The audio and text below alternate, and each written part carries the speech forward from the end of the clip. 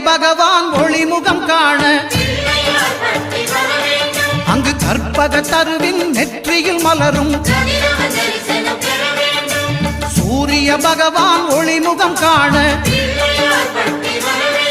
அங்கு கற்பக தருவின் நெற்றியில் மலரும் இருளை விலக்கி உலகை எழுப்பும் ஞாயிறு அங்கே குடியிருப்பான் அவன் ஆனை முகத்தனின் அடியவர் மனத்தில் ஒளியாய் வந்து கொலுவிருப்பான்